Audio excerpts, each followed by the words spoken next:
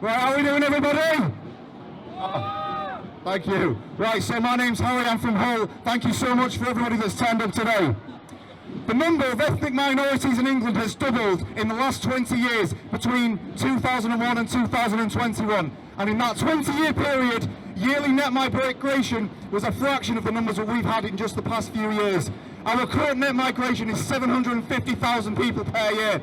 And these immigrants come from countries that have a much higher birth rate than the Western nations. So it won't take long for the amount to double again, and it will take a lot less than 20 years. In 2019, there were 66 members of Parliament from a non-British background. Right now, our House of Commons contains people who have no ethnic connection to our country. They are not our people.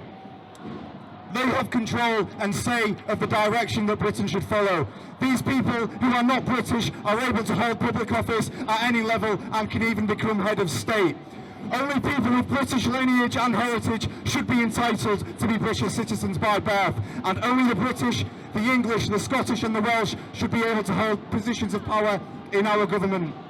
Over 2.25 million immigrants have arrived into the UK in 2 years. Over 1 million people in this country cannot speak English, and nearly 2 million people, non-British nationals, are not in employment. If immigration continues at this rate, we will need to build the city the size of Birmingham every year. That's one new house every minute. This yearly amount is only set to accelerate. Immigration doesn't just need freezing. Immigration doesn't just need freezing, it needs reversing.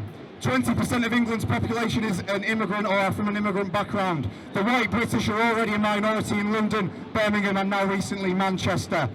If the rest of the country has the same type of immigration as London and Birmingham, the white British will reach minority status in the entire country in just another few decades. As recently as 1961, 98% of London's population was white British, and now today, the white British are now a minority in their own capital. The Mayor of London is an Asian Muslim, and the most popular name in the city is Mohammed. In one man's lifetime, our country's demographic has changed before our very eyes. When did the British people vote for this? Nobody wanted or asked for it. This is being done back intentionally against our will, and I dread to think what this country is going to look like in another 10 or 20 years. These problems that we are facing are no accident. The so-called British government is controlled by a secretive globalist banking elite. Demographic replacement of our country is just one of their many strategies and will destroy our civilization as we know it. Only Western countries are experiencing this scale of uncontrolled immigration.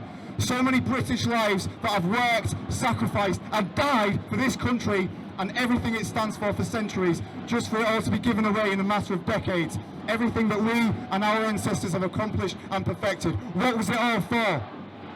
If those British soldiers who stormed the beach and gave their life in Normandy could see the United Kingdom in the state that it is now, they wouldn't have gone 40 yards up that beach.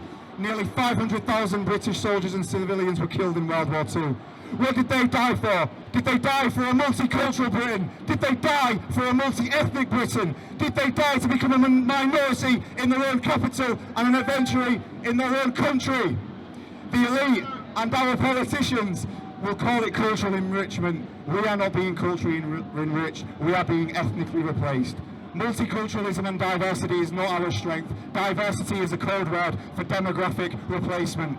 The United Kingdom is what makes us strong, and our enemies will divide us and make us go to war with each other in order to weaken us and destroy us.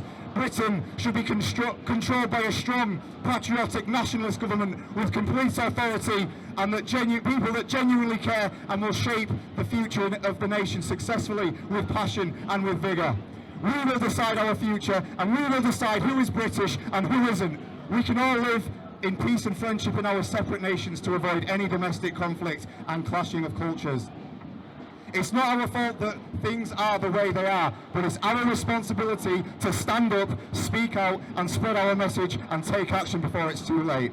Be the example that you wish to see and follow, and be worthy of our heritage. We must remain loyal to our fathers and grandfathers, and we must remain loyal to ourselves and loyal to our vision of Britain. These things cannot be taught, you can only find it within yourself. Britain will not go gently into that fatal good night. We will not disappear quietly into the ashes. Never lose hope, do not lose your smile. Always express gratitude to our past and current heroes and those who will contribute to our incredible nation. Stay united, and together we will face our new and uncertain future. And remember, England and Britain forever! Right, thank you, mate. Thank you. Give it up for Harry. Come on, what a good guy, right? What a good guy.